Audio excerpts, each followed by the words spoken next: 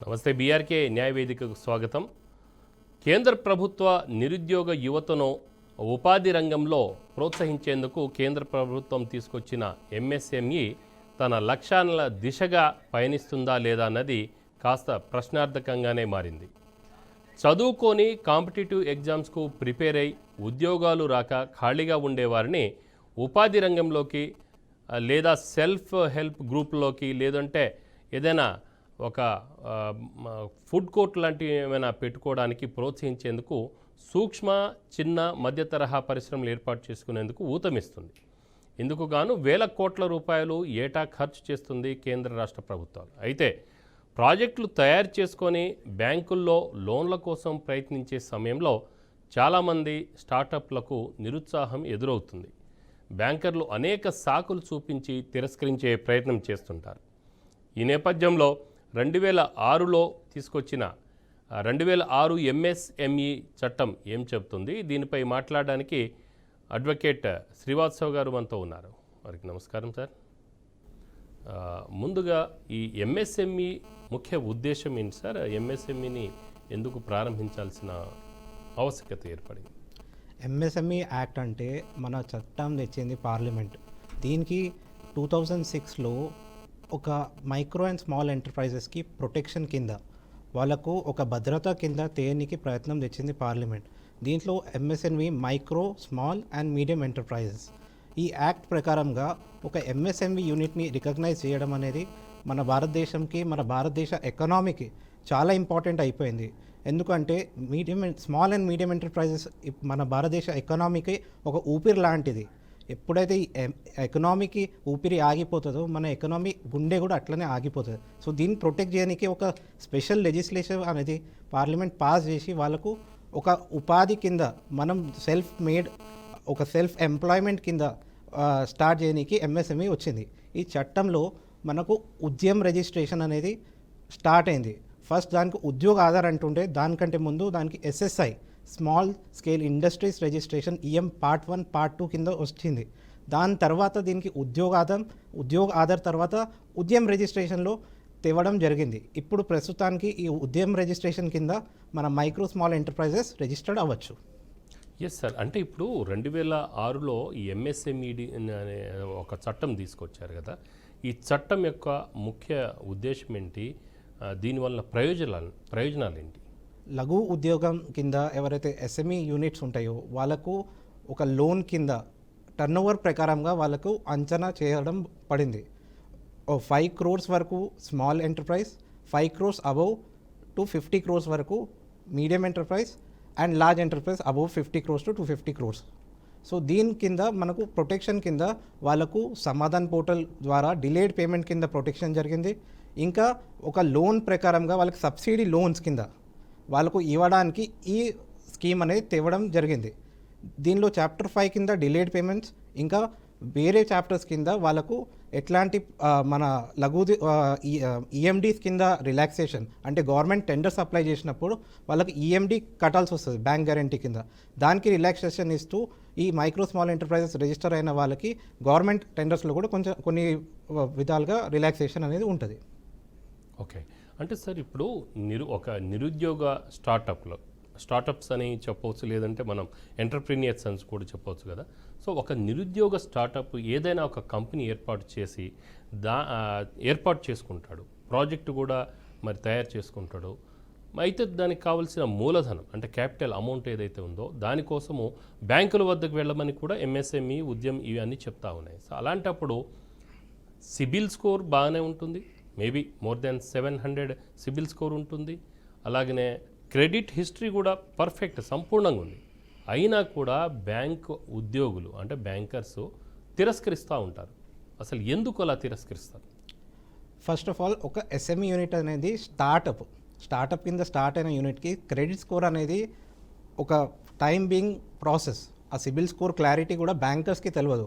Main ఏంటంటే ప్రస్తుతానికి ఒక స్టార్టప్ స్టార్ట్ అయ్యి ఎంఎస్ఎంఈలో రిజిస్టర్ అయిన తర్వాత వాళ్ళు ఏం చేయాలంటే బ్యాంకర్స్ ద్వారా మనకు DIC office district industrial commissioner ఆఫీస్లో వాళ్ళ లోన్ కోసం దరఖాస్తు పెట్టాలి. దాంట్లో ఎస్సీ ఎస్టీ వాళ్ళకి 45% సబ్సిడీ, ఉమెన్ ఎంటర్ప్రెన్యూర్స్కి 45% subsidy and male entrepreneurs who come from the minor section of society వాళ్ళకు 35% వరకు సబ్సిడీ అనేది వాళ్ళకు కలుగు చేస్తున్నారు. కానీ బ్యాంకర్స్ తిరస్కరించే reason normally it depends on the project report, approval of the project report from DIC office. ఇంకా బ్యాంకర్ కూడా కాన్ఫిడెన్స్లో ఉండాలి. కానీ తిరస్కరించినప్పుడు దానికి స్పెసిఫిక్ క్రైటీరియా అనేది గవర్నమెంట్ ద్వారా లే డౌన్ అవ్వాలి. అలాంటి ప్రాసెస్లో మనం అప్లికేషన్ పెట్టి వాళ్ళ ద్వారా రీజన్స్ అనేది తెలుసుకోవాలి. తెలియన తర్వాతే మనం వాళ్ళకు నెక్స్ట్ ప్రాసెస్ అయ్యింది, నెక్స్ట్ మనం ఎట్లా ఇంప్రూవ్ చేసి వాళ్ళ క్రైటీరియా కింద ఫిట్ అయ్యి మనం ఎట్లా లోన్ తీసుకోవచ్చు దాని గురించి చేసుకోవచ్చు. ఒక కాలర్ ఉన్నారని గోవిందరాజు గారు గాజువాక నుంచి, విశాఖపట్నం నుంచి. సార్ గోవిందరాజు గారు నమస్కారం అండి. సార్ నమస్తే సార్. సార్ చెప్పండి సార్. సార్ ఈ స్టార్ట్అప్ కంపెనీస్ కోసం ఈరోజు మీరు బీఆర్కే ఛానల్లో లైవ్ చూపిస్తున్నారు కదా సార్, దీని గురించి నేను నాకు ఎప్పటి నుంచో ఇంట్రెస్ట్ ఉంది సార్ దీని మీద ఏదైనా ఒక వర్క్ చేయాలని. బట్ నాకు దీన్ని ఎలా ఫాలో అవ్వాలి అర్థం కావట్లేదు. ఇంతకుముందు నేను ఇలాగే నిబ్రాంగోల్కి దానికి ట్రై చేస్తే ఈ ఫేస్బుక్లు, వాట్సాప్ల ద్వారా వీటి ద్వారా నేను చాలా మోసపోయాను. ఇప్పుడు యాక్చువల్లీ కొన్ని వాటిల్లో టీవీ మ్యూట్ చేస్తారా? టీవీ మ్యూట్ చేస్తారా? మ్యూట్ చేస్తాను సార్. ఇప్పుడు ఈ స్టార్ట్అప్ కంపెనీస్ అనేవి ఎలా చేయాలనే దాని మీద మాకు అవగాహన కల్పిస్తారని నాకైతే ఇంట్రెస్ట్ ఉంది సార్. దీన్ని ఎలా చేయాలనే దాని మీద కొంచెం అవగాహన చేస్తే బాగుంటుంది. రైట్. సో స్టార్టప్ కంపెనీ పెట్టుకోవాలని గోవిందరాజు గారు కొంచెం ఔత్సాహికులుగా ఉన్నారు. సో ఏ విధంగా ఎవరిని అప్రోచ్ అవ్వాలి, ఎలాగా అప్లై చేసుకోవాలి, సో దీనికి కావాల్సిన అంటే ప్రాజెక్ట్ వర్క్ ఏంటనేది వాళ్ళు అడుగుతున్నారు. Startup company first of all company కింద స్టార్ట్ చేయాలి. తర్వాత ఎస్ఎంఈ యూనిట్ కింద ప్రాపరైటరీ ఆర్ ఎల్ఎల్పి కింద మీరు దానికి రిజిస్టర్ చేయడం తర్వాత ఉద్యమ్ రిజిస్ట్రేషన్ అనేది తీసుకోవాలి. తీసుకున్న తర్వాత మీరు దానికి ఒక ప్రాజెక్ట్ రిపోర్ట్ రెడీ చేసి నియర్ బై 2 ఆఫీస్ ఉన్నాయి. ఒకటి district industrial commissioner office, other KVIB khadi industrial village board. ఈ 2 ఆర్గనైజేషన్స్ మీకు ఈ లోన్ కింద సబ్సిడీ లోన్ కింద ఇవ్వడం జరుగుతుంది. ఆ ప్రాజెక్ట్ రిపోర్ట్లో మీ మిషనరీ మీరు పెట్టే మ్యానుఫ్యాక్చరింగ్ యూనిటా సర్వీస్ యూనిటా, మోస్ట్ ప్రాబబ్లీ మీకు మ్యానుఫ్యాక్చరింగ్ యూనిట్ కింద మీకు ఎంతైతే ప్రాజెక్ట్ రిపోర్ట్లో ఇన్వాయిసెస్ ఉంటాయో దానికి ఒక ప్రాజెక్ట్ రిపోర్ట్ రెడీ చేసి సబ్మిట్ చేస్తే బ్యాంకర్ ద్వారా అప్రూవల్ అయిన తర్వాత ఈ లోన్ అనేది శాంక్షన్ జరుగుతుంది. ఒక్కసారి శాంక్షన్ అయిన తర్వాత మీకు సబ్సిడీ అనేది ఎండ్ పీరియడ్లో వస్తుంది. ఫస్ట్ స్టార్టింగ్ మీరు ఆ లోన్ కట్టుకుంటూ వెళ్ళి లాస్ట్ సబ్సిడీ అనేది రిలీజ్ అవుతుంది. టిల్ దెన్ సబ్సిడీ అనేది బ్లాక్ అయి ఉంటుంది. ఓకే. అంటే గోవిందరాజు గారు మీరు ఎలాంటి బిజినెస్ పెట్టాలని అనుకుంటున్నారు? సార్ అది ఇదంతా పెద్ద ప్రాసెస్. యాక్చువల్లీ మీరు ఇందాక చెప్పినట్టు క్రెడిట్ కార్డు వీటి ద్వారా మనకి చిన్న ప్రాసెస్ కింద స్టార్ట్ చేసిన అవకాశం కల్పిస్తే బాగుంటుంది కదా. బ్యాంకర్స్ అనే వాళ్ళు చాలా సరిగా ఇవ్వట్లేదు, మనకు అనుకూలంగా చేయట్లేదు. ఎస్, దానికోసమే మనం ఈరోజు న్యాయవేదికలో ఈ కార్యక్రమాన్ని పెట్టుకోవడం ఉద్దేశం కూడా అదే. సో మీరు ఎలాంటి బిజినెస్ పెట్టాలనుకుంటున్నారో అది కనుక అడ్వకేట్ గారి ముందు చెబితే దానికి కూడా కొంత సలహా ఇచ్చే అవకాశం ఉంది. అందుకు నేను అడుగుతున్నాను. నేను యాక్చువల్లీ అగ్రి ఫార్మింగ్ టైప్లోనే చేయాలనుకుంటున్నాను సార్. ఏంటి? అగ్రికల్చరల్ లెవెల్లో ఒక ఇండస్ట్రియల్ లెవెల్ ఏదైనా చేద్దామని, డ్రై ఫ్రూట్స్ వీటిని తయారు చేసేలాగా ఇలాంటివి ఏమైనా చేద్దామని. అగ్రికల్చరల్ బేస్డ్ బిజినెస్ ఏదైనా చేయాలి అని వాళ్ళు అనుకుంటున్నారు. అగ్రికల్చర్ బేస్డ్ బిజినెస్ ప్యాకింగ్ చేసుకుని చిన్న బిజినెస్కే సపోర్ట్ చేయడానికి నాన్ కొలేటరల్ లోన్స్ కింద 10 lakhs లోపల ఏదైతే లోన్ శాంక్షన్ అవుతుందో దానికి కొలేటరల్ అనేది ఫ్రీ. మీకు ఎలాంటి కొలేటరల్ పెట్టే అవకాశం ఉండదు. మీరు వెళ్ళి డిఐసి ఆఫీస్ని అప్రోచ్ అవ్వండి. ఒక్కసారి ఉద్యమ్ రిజిస్ట్రేషన్ చేయించుకొని మీ ప్రాజెక్ట్ రిపోర్ట్ ద్వారా మీకు నియర్ బై డిఐసి ఆఫీసెస్ ఉంటాయి. అక్కడ వెళ్ళి నార్మల్లీ ఇప్పుడు ఏమైందంటే కలెక్టరేట్ ఆఫీస్లో డిస్ట్రిక్ట్ ఇండస్ట్రియల్ ఇంటిగ్రేటెడ్ కలెక్టరేట్ ఆఫీసెస్లో డిస్ట్రిక్ట్ ఇండస్ట్రియల్ ఆఫీసెస్ ఉన్నాయి, రీజనల్ ఆఫీసెస్ ఉన్నాయి. అక్కడ వెళ్ళి మీరు కనుక్కున్నా కూడా వాళ్ళు మీకు సపోర్ట్ చేస్తారు. అక్కడ హెల్ప్ డెస్క్ అనేది పెట్టారు గవర్నమెంట్. Right sir. సార్ ఇప్పుడు ఒక ఔత్సాహికులు అంటే చిన్న స్టార్టప్ చేసుకునే వ్యక్తి ఒక రోటీ మేకర్ అని ఈ మధ్య అంటే దాదాపు 10 lakhs రూపీస్ వర్త్ అది ఎంఎస్ఎంఈలో ఉన్నారు, అలాగనే ఉద్యమంలో కూడా రిజిస్టర్ అయిపోయారు, అప్లై కూడా చేసుకున్నారు. సో దానికి అంటే ఇప్పుడు మీరు చెప్పిన దాని ప్రకారం 10 lakhs వరకు అయితే కొలెటరల్ అవసరం లేదని అంటున్నారు. సో వాళ్ళకు అప్లై చేసుకున్న వాళ్ళకి వచ్చే అవకాశం ఉంటుందా? డిపెండ్స్ ఆన్ ద క్రైటీరియా అండి. క్రైటీరియా అంటే వాళ్ళకి ఏదైతే స్పెసిఫిక్గా కొన్ని సెక్టర్స్కే వాళ్ళు లోన్ ఇస్తారు మ్యానుఫ్యాక్చరింగ్లో. ఆ సెక్టర్స్కి మీరు ఎలిజిబిలిటీ ఉంటే 100%గా వాళ్ళు హెల్ప్ చేసి సబ్సిడీ లోన్ అనేది ఇస్తారు. కొంచెం ఫాలోఅప్ చేసుకోవాలి, కొంచెం పర్సీవ్ చేసుకోవాలి, కానీ షూర్గా ఇస్తారు. స్పెషల్లీ ఉమెన్ ఎంటర్ప్రెన్యూర్స్కి బాగా సపోర్ట్ చేస్తున్నారు. అంటే బాయ్స్కి ఇవ్వరు. అంటే ఉమెన్స్కి కొంచెం ఎంటర్ప్రెన్యూర్షిప్ సైడ్ పుష్ చేసి మన సోషల్గా వాళ్ళకి అప్లిఫ్ట్మెంట్ చేయాలనేది గవర్నమెంట్ అనేది చూస్తుంది. సో దానికోసం మేల్స్కి ఇస్తారు, కానీ సబ్సిడీ అనేది ఉమెన్స్కి ఎక్కువ ఉంది. ఇఫ్ యూ సీ 45% సబ్సిడీ ఉమెన్స్కి ఉన్నది, అండ్ మేల్స్కి it has gone down to 35%. Okay. And అంటే ఇప్పుడు డిపెండ్స్ ఆన్ ద అందులో ప్లేస్ ఔత్సాహికుల్లో- ఎక్కడైతే పెడుతున్నారు. ఇట్ ఈస్ అర్బన్ ఏరియా ఆ రూరల్ ఏరియా డిపెండ్స్. ఎస్. అంటే ఇప్పుడు హైదరాబాద్ సిటీలోనే పెట్టుకుంటారు, లేదంటే ఒక బీసీ లేదా ఎస్సీ ఎస్టీస్ కూడా ఉన్నాయి కాబట్టి, సో ఎస్సీ ఎస్టీలు బీసీ ఓసీ ఎవరైనా సరే కామన్గా కూడా ఈ ఉద్యమంలో రిజిస్టర్ చేసుకొని Yes. ఈ అంటే ఎగ్జాంపుల్ రోటీ మేకర్ అని చెప్తున్నాము, అంటే ఒక 10 lakhs వర్త్. సో దీంట్లో ఎస్సీ ఎస్టీలకు ఎంత సబ్సిడీ ఇచ్చే అవకాశం ఉంటుంది, అలాగనే వాళ్ళకు వచ్చే అవకాశం ఉంటుందా? అవకాశం అయితే 100% ఉంటుంది. వాళ్ళ కోసమే ఈ పిఎంఈజీపీ లోన్స్ కింద శాంక్షన్ అవుతున్నాయి. కానీ మెయిన్ ఏంటంటే ప్రాజెక్ట్ రిపోర్ట్ క్లియర్ ఉండాలి. హెల్ప్ డెస్క్ ద్వారా వాళ్ళ క్రైటీరియా కింద ఫిట్ అయి ఉంటే వాళ్ళు దరఖాస్తు పెడితే 100%గా లోన్ శాంక్షన్ అవుతుంది. అంటే వీళ్ళు కొంచెం బెటర్గా వెళ్ళాలంటే ఒక ఆడిటర్ త్రూ వెళ్తే బెటర్ అంటారా? మీకు హెల్ప్ డెస్క్లో వాళ్ళ దగ్గర హెల్ప్ డెస్క్ ద్వారా వాళ్ళు కొన్ని పెట్టారు రిపోర్ట్స్ ఒక క్రైటీరియా కింద. ఆ రిపోర్ట్ సాఫ్ట్ కాపీ ఇస్తారు, దానికి మనం క్రైటీరియా కింద నింపేసి ఒక ప్రొఫెషనల్ హెల్ప్ తీసుకున్నా కూడా మీకు లోన్ అనేది కొంచెం ఈజీ ప్రాసెస్ అయితే. బట్ హెల్ప్ డెస్క్ ద్వారా చాలా హెల్ప్ చేస్తున్నారు. వేరే ఏదైతే ఎస్ఎంఈ డిఐసి ఆఫీసెస్ ఉన్నాయో వాళ్ళు బ్యాంకర్స్కి ఎట్లా అప్రోచ్ చేయాలి, వాళ్ళకు ఎట్లా లోన్ శాంక్షన్ అవుతుంది, ఎన్ని స్టేజెస్లో శాంక్షన్ అవుతుంది, ఎవరికి ఎంత సబ్సిడీ, ఒక క్లారిటీ అనేది ఇవ్వడం జరుగుతుంది. Okay, right sir. ఇప్పుడు ఇంకో విధంగా చూస్తే అంటే బ్యాంకుల్లో ప్రస్తుతానికి ఉన్న అధిక ఎన్పిఏ ఖాతాలు అని చెప్పేసి అంటారు. ఎన్పిఏ ఖాతాలు ఎక్కువగా ఉన్నాయని చెప్పేసి నూతనంగా వ్యాపారాన్ని ప్రారంభించుకోవాలనుకునే నిరుద్యోగ ఔత్సాహికులు కానీ కాబోయే ఎంటర్ప్రీనియర్స్ కానీ అంటే వాళ్ళు పారిశ్రామికవేత్తలకు అవరోధంగా ఉండటం ఎంతవరకు సమంజసం? ఎన్పిఏ ఖాతాలు మాకు ఎక్కువ అయిపోయినాయండి మా బ్యాంకుల్లో, కాబట్టి మేమేమి ఇవ్వము అని చెప్పేసి అంటారు, అంతేనా? అవునండి, కానీ ఎన్పిఏ ఖాతాలు అంటే వాళ్ళకి స్పెసిఫిక్ కోటా ఉంటుంది. సో దాన్ని బట్టి డిఐసి ఆఫీస్ ఒక్కసారి అప్రూవల్ ఇస్తే banker should give SC ST కింద ఎస్సీ ఎస్టీ లోన్స్ 100% వాళ్ళకి శాంక్షన్ అనేది చేస్తారు. ఓకే, మరో కాలర్ శోభన్ గారు ఉన్నారు ఖమ్మం నుంచి. శోభన్ గారు నమస్కారం సార్, చెప్పండి. సార్ చెప్పండి అండి శోభన్ గారు. సార్ ఎస్ సార్ ఏం లేదు, ఇప్పుడు నేను స్టాండప్ ఇండియాలో లోన్ తీసుకున్నాను సార్. నేను షెడ్యూల్ ట్రైబ్ కింద వస్తాను సార్. నేను స్టాండప్ ఇండియాలో లోన్ తీసుకున్నాను సార్. స్టార్టప్ ఇండియా అంటే స్టార్టప్ లోనే సార్. అయితే ఇప్పుడు విషయం ఏంటంటే సార్, డిఐసిలో మాకు ఇక్కడ స్టేట్ గవర్నమెంట్ 45% ఇస్తుంది ఉమెన్ ఎంటర్ప్రెన్యూర్ కి. తర్వాత ఇక్కడ సబ్సిడీలు మనకు పడట్లేదు సార్. అవునండి. అయితే ఇప్పుడు ఇది ఏం జరుగుతుందంటే సార్, మేము వచ్చేసి credit link capital subsidy scheme కింద సెంట్రల్ ద్వారా మేము అప్లై చేసుకున్నాం సార్, సిఎల్సిఎస్ఎస్ ద్వారా. అయితే ఏదో ఒక లోన్నే అప్లై చేసుకోమంటున్నారు సార్. ఇక్కడేమో స్టేట్ గవర్నమెంట్ ఏమో సబ్సిడీ ఇవ్వడం లేదు, అక్కడేమో ఇక్కడ అప్లై చేసుకుంటే అక్కడ మాకు క్యాన్సిల్ చేస్తున్నారు సార్. దీని ద్వారా 2 లోన్లు కొలాప్స్ అవుతున్నాయి కదా సార్.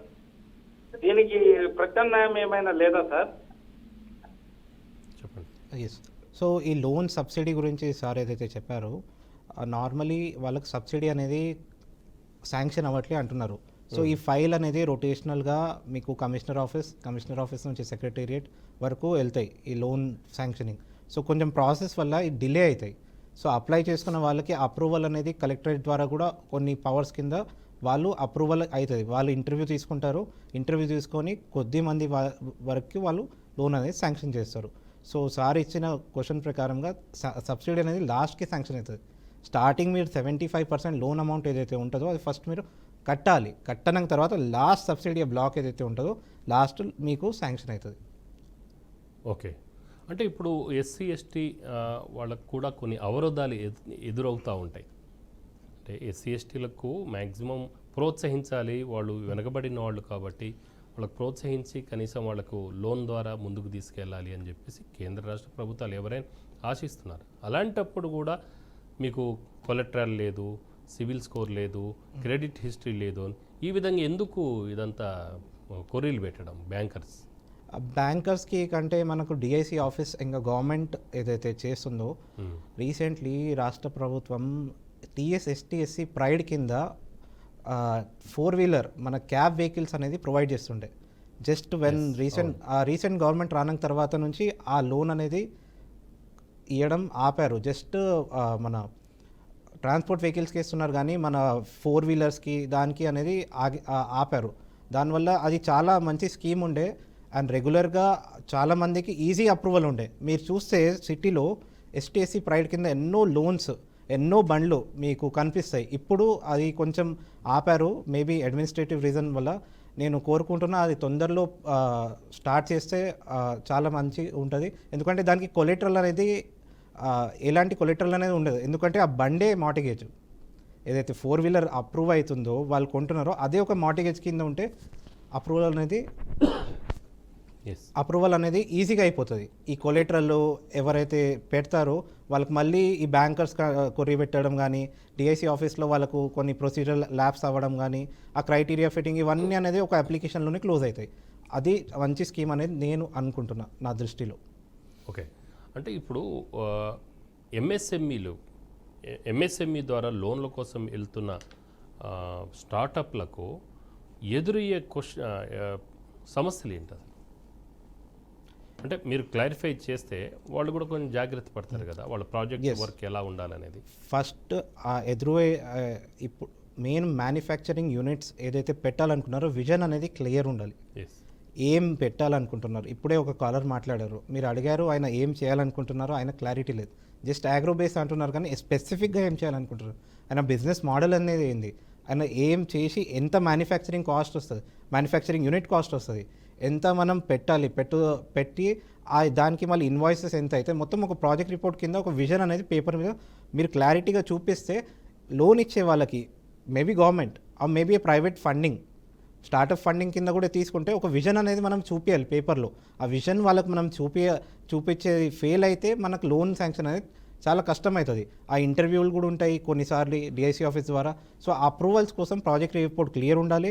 మీ సిబిల్ స్కోర్ ఏదైతే ఉందో, సిబిల్ అంటే మీ స్టార్టప్ చేసే ముందు నుంచి మీ సిబిల్ స్కోర్ పర్సనలీ ద ప్రాపరైటర్ కానీ డైరెక్టర్ ఆ కంపెనీకి వాళ్ళు ఎప్పుడైనా డిఫాల్టర్ అనేది ఉండకూడదు. వాళ్ళు డిఫాల్టర్ ఉంటే ఫ్యూచర్లో లోన్స్ అనేది ఇవ్వడం చాలా కష్టం. మేబీ గవర్నమెంట్ సెక్టర్ ఆ ప్రైవేట్ సెక్టర్లో కూడా తీసుకుంటే ఇది కష్టాలు అయినది. ఇది మనం జాగ్రత్త పడితే లోన్ అనేది ఈజీ అప్రూవల్ కింద అవుతాయి. అంటే కొన్నిసార్లు అసలు ప్రాజెక్టు చూడరు, ఏం చూడరు, జస్ట్ మేనేజర్ గారితో వెళ్ళి మాట్లాడగానే నిస్సంకోచంగా ఎటువంటి సమాధానం లేకుండా ప్రాజెక్ట్ చూడరు, ఏం చూడకుండా వెంటనే మా దగ్గర లేదండి మేము ఇవ్వలేమని చెప్పేసి అనేస్తూ ఉంటారు. సో అలాంటప్పుడు ఇలాంటి పరిస్థితుల్లో ఎవరిని న్యాయం కోసం ఎక్కడికి వెళ్ళాలి, ఎవరిని సంప్రదిస్తే బాగుంటుంది? ఎందుకంటే కేంద్ర రాష్ట్ర ప్రభుత్వాలు ఒక మంచి టార్గెట్ పెట్టుకొని ఉన్నాయి, యువతకు ఏదో ఒకటి ఉపాధి కల్పించాలి, వాళ్ళకు ఉద్యోగం కల్పించలేని పరిస్థితిలో కనీసం సెల్ఫ్ ఎంప్లాయ్మెంట్ అనేది కావాలి, వాళ్ళకు చూపించాలి అని చెప్పేసి సంవత్సరానికి కొన్ని వేల కోట్ల రూపాయలు ఖర్చు పెడుతుంది నిజంగా. కానీ అది అసలు ఎటుపోతుంది? చాలా యూనిట్స్కి లోన్స్ అనేది శాంక్షన్ అవుతాయి. మీరు ఇండస్ట్రియల్ ఏరియాస్కి వెళ్తే కూడా వాళ్ళకు loan is the integral part of SME units. వాళ్ళు లోన్ లేకపోతే వాళ్ళ యూనిట్ అనేది నడవదు. కానీ మనకు ప్రాబ్లం ఏమవుతుందంటే నడిచే యూనిట్స్కి లోన్ ఈజీగా దొరుకుతాయి, కానీ నడవని స్టార్టప్కి ట్రస్ట్ చేసి లోన్ ఇవ్వడం అనేది కష్టాలుగా జరుగుతాయి. అప్పుడు ఏం చేయాలి, మన అప్లికేషన్ పెట్టేసి వాళ్ళకు రిజెక్ట్ చేసినప్పుడు ఒక రిప్రజెంటేషన్ ఇవ్వాలి డిఐసి ఆఫీస్కి, మా లోన్ అనేది ఎందుకు అప్రూవల్ అవ్వలే. ఆ రిప్రజెంటేషన్ని ఆన్సర్ చేయకపోతే రిట్ కింద మనం హైకోర్టుకి అప్రోచ్ అవ్వచ్చు. ఓకే, అంటే హైకోర్టుకు? ఎస్. అంటే దీనికి ఎంఎస్ఎంఈలో ఏమైనా పెద్దవాళ్ళు ఎవరైనా ఉంటారా? అంటే commissioner is the higher authority, ఇంకా సెక్రటరీ గారు ఉంటారు. కానీ మెయిన్ వీళ్ళు ఆన్సర్ వాళ్ళు ఎక్కడ ఉంటారు? డిస్ట్రిక్ట్లో ఉంటారా, స్టేట్లో ఉంటారా, లేకుంటే సెంట్రల్లో ఉంటారా? They are 3 levels. కమిషనర్ అనేది ఫస్ట్ ఆఫ్ ఆల్ డిఐసి లెవెల్లో, జిఎం ఇండస్ట్రీస్ అనేది రీజనల్ లెవెల్లో ఉంటారు. 5 రీజన్స్లో డివైడ్ చేశారు మనకు డిఐసి ఆఫీస్ని. అండ్ నెక్స్ట్ లెవెల్ వచ్చేసి మీకు commissioner who sits in the habits, అక్కడ ఆయన ఆఫీస్ ఉన్నారు, commissioner, district industrial commissioner office. Next it is secretary. So the commissioner is a important key role. Commissioner ద్వారా అప్రోచ్ అయ్యి వాళ్ళకు రిక్వెస్ట్ పెట్టుకుంటే వాళ్ళు ఏదైనా రిజెక్షన్, మెయిన్ ఇంపార్టెంట్ ఏంటంటే మీ లోన్ ఎందుకు రిజెక్ట్ అయిందో మీకు తెలవాలి. ఆ ఆన్సరబిలిటీ అనేది ఇవ్వకుండా మనకు జస్ట్ లోన్ రిజెక్ట్ చేసే అవకాశం ఉండదు. సో వాళ్ళు రిజెక్ట్ చేసిన ఆన్సర్ ఇవ్వకపోతే we can approach to the court. Okay. అంటే ఇప్పుడు ఎంఎస్ఎంఈ లోన్స్ అనేది స్టార్టప్స్కి తప్పకుండా ఇవ్వాలి అనేది ఏమైనా రూల్స్ ఉందా? లేదండి, దేర్ ఇస్ మన ఫారెన్ అంటే ఆయన ప్రాజెక్ట్ ఎవ్రీథింగ్ పర్ఫెక్ట్గా ఉంటుందండి, అలాంటప్పుడు లోన్ ఇవ్వాలనే కదా వాళ్ళు అంత శాంక్షన్ చేసేది. అవును. అలాంటప్పుడు ఇక్కడ అధికారులు ఎవరైతే ఉన్నారో వాళ్ళు ఇవ్వము అని అంటారు.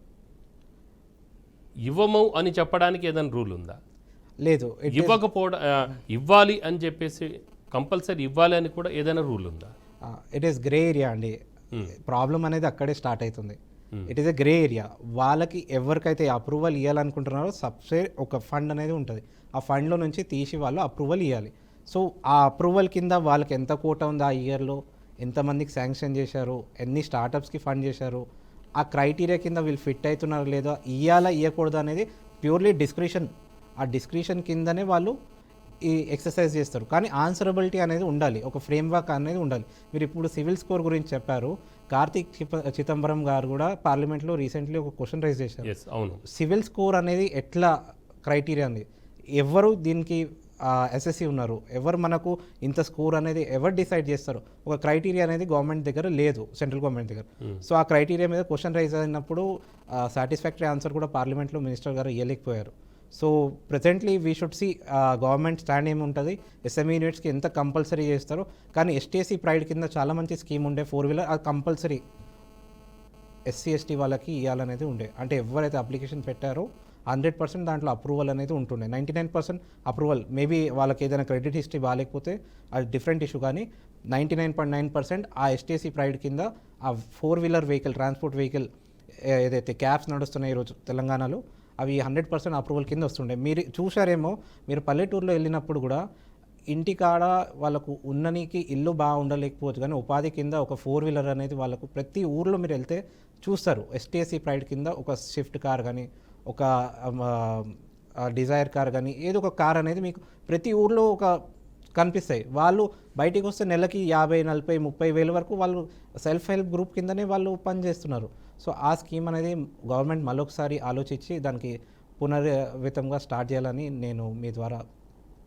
ఎస్, అంటే ఇప్పుడు కొన్ని జేసీబీలు అంటే బుల్డోజర్స్ అలాంటివి కూడా కొన్ని ఇస్తాయని చెప్పేసి అంటున్నారు ఎంఎస్ఎంఈలో అప్లై చేసుకునే వాళ్ళకి. సో ఇక్కడ కూడా ఏమవుతుందనంటే రాజకీయ నాయకులు రికమెండేషన్తోనే లోన్లు ఇస్తారని, అలాగనే లంచాలు ఇస్తేనే లోన్లు ఇస్తారనేది కొన్ని ఆరోపణలు ఉన్నాయి. అది దాన్ని ఎవరు ప్రూవ్ చేయలేరు, మ్యాక్సిమం అయితే ప్రూవ్ చేయలేరు. సో ఈ ఆరోపణలు ఉన్నప్పుడు ఇలాంటప్పుడు స్టార్టప్లు లోన్లు పొందలేని పరిస్థితిలో మరి అంటే వాళ్ళకి తెలియదు ఎందుకు మాకు లోన్ రావట్లేదు అనేది మాత్రం ఉంటుంది. పర్ఫెక్ట్గా ప్రాజెక్ట్ చేసుకొని ఉంటారు, గందరగోళంలో అయిపోయి ఉంటారు. పాపం వాళ్ళు ఏదో ఒక జాబ్కు వెళ్ళలేదు, కనీసం ఉపాధి అయినా కల్పిస్తుంది కదా ప్రభుత్వం, ఈ విధంగా అయినా చేసుకొని కొంచెం ముందుకు వెళ్దామని చెప్పేసి అనుకుంటారు. నిరుత్సాహం అనేది ఎదురవుతూ ఉంటుంది. సో దీన్ని ఏ విధంగా అధిగమించాలి? న్యాయం జరిగే అవకాశం ఉంటుందా? మళ్ళీ అంటే ఆపేసిన తర్వాత మళ్ళీ ఇంకోసారి ఏమైనా ఎవరినైనా సంప్రదిస్తే న్యాయం చేసే అవకాశం ఉందా? ఇప్పుడు ప్రస్తుతానికైతే ప్రతి డిఐసి ఆఫీస్లో వాళ్ళు బాగా హెల్ప్ చేస్తున్నారు. హెల్ప్ డెస్క్ అనేది పెట్టారు సపరేట్గా. వీళ్ళు వెళ్ళి అక్కడ సంప్రదిస్తే వాళ్ళు బాగా గైడ్ చేస్తున్నారు. ఆ లంచాన్ గురించి అంటే రీసెంట్లీ మనకు అన్ఫార్చునేట్ సిచ్యువేషన్, మన మేడ్చల్ మల్కాజ్గిరి ఏడీ గారు కూడా ఇదే జేసీబీ లోన్కి అప్రూవ్ చేస్తూ ఏదో అలిగేషన్స్ అనేది ఆయన మీద వచ్చారు. కానీ కానీ ఇప్పుడైతే గవర్నమెంట్ విజన్ అయితే క్లియర్ ఉంది. ఆ విజన్ ఎప్పుడైతే క్లియర్ అవుతుందో అవకతవకలు అవుతాయి, కానీ ఎప్పుడైతే పని జరుగుతుందో అక్కడనే తప్పులు జరుగుతాయి. తప్పులు జరిగినప్పుడే సరిదిద్దుకుంటారు, మళ్ళీ మనం రీస్టార్ట్ చేస్తుంది. That is what I feel. ఇప్పుడు మెల్లగా గ్రో అవుతుంది. దానికోసం ఈరోజు SME units are growing in the so large sector. ఈరోజు మనకు ఎస్ఎంఈ యూనిట్స్ లోన్ ఇవ్వకపోతే ఇన్ని గ్రోత్ అనేది ఉండదు. మన తెలంగాణ రాష్ట్రంలోనే మీరు ఇన్ని ఇండస్ట్రియల్ ఎస్టేట్స్ చూస్తున్నారు, మన టీఎస్ఎస్ఐసి చూస్తున్నారు, ఇంత పెద్ద ఇండస్ట్రియల్ ఫార్మా జోన్స్ చూస్తున్నారు. ఇవన్నీ మన డిఆర్డిఓకి సపోర్ట్ చేసే ఎస్ఎంఈ యూనిట్స్ కూడా ఉన్నాయి. సో వీళ్ళందరికీ ఏదో గవర్నమెంట్ సపోర్ట్ చేస్తుందని వీళ్ళు ఇంత మంచిగా రన్ అవుతున్నాయి. సో ఈ రన్నింగ్ యూనిట్స్కి కూడా మనం సపోర్ట్ చేస్తేనే వీళ్ళు నడుస్తాయి. ఓకే, సార్ అంటే ఇప్పుడు ఈ ఎంఎస్ఎంఈ సూక్ష్మ అలాగనే చిన్న పరిశ్రమల పాత్ర అంటే ఈ చట్టంలో కౌన్సిల్ పాత్ర ఎలా ఉంటుంది? MSCFC council, micro facilitation council, micro small facilitation council. మన ఎంఎస్ఎంఈ చట్టంలో అందరికంటే ఇంపార్టెంట్ చట్టం ఎంఎస్సిఎఫ్సి కౌన్సిల్. సో ఇక్కడ మనకు ఎవరైతే క్రెడిట్ పేమెంట్స్ మ్యానుఫ్యాక్చరర్ కానీ సర్వీస్ ప్రొవైడర్ కానీ ఎవరైతే సర్వీసెస్ లేదా సరుకు ఇవ్వడం తర్వాత వాళ్ళ క్రెడిట్, మన ఎకనామీ 30% క్యాష్ అండ్ క్యారీ, 70% క్రెడిట్లో నడుస్తాయి. సో ఆ క్రెడిట్లో మనకు ఎవరైతే పేమెంట్స్ ఇయ్యరో సరుకు అందడం తర్వాత కూడా వాళ్ళు ఒక స్టాట్యుటరీ కౌన్సిల్ కింద కోర్ట్ లాగా ఉంటుంది. ఇది దాంట్లో దరఖాస్తు పెడితే సమాధానం పోర్టల్ ద్వారా వాళ్ళకి ఈ రికవరీ అన్స్ జరుగుతుంది. ఇంట్రెస్ట్తో పాటు మనకు కోర్ట్ అవార్డు లాగా ఒక అవార్డు అనేది ఇవ్వడం జరుగుతుంది. ఓకే. సో అడ్వకేట్ శ్రీవాస్తవ్ గారు, మీరు ఎంఎస్ఎంఈ మీద అలాగనే దాని యొక్క చట్టం మీద చక్కటి అనాలిసిస్ ఇచ్చినందుకు, అలాగనే మా వీక్షకులు కూడా కొంతమంది దీని మీద ఒక అంటే స్టార్టప్ కావాలన్న ఉద్దేశంతో కూడా కొన్ని కాల్స్ కూడా వచ్చాయి. వాళ్ళకు కూడా కావాల్సిన ఆన్సర్ ఇచ్చినందుకు ధన్యవాదాలు. మరో టాపిక్ ఈ ఎంఎస్ఎంఈ పార్ట్ 2 కూడా ఉంటుంది. నెక్స్ట్ వీక్లో మళ్ళీ వీలైతే ఈ కార్యక్రమాన్ని మరొకసారి చేపట్టే ప్రయత్నం చేద్దాం. ఇది ఇవాల్టి స్పెషల్ టాపిక్ న్యాయవేదికలో. మరో కార్యక్రమంతో మళ్ళీ వచ్చే శుక్ర, శని, ఆదివారాల్లో కలుసుకుందాం. అంతవరకు చూస్తూనే ఉండండి బీఆర్కే న్యూస్ తెలుగోడి సత్తా.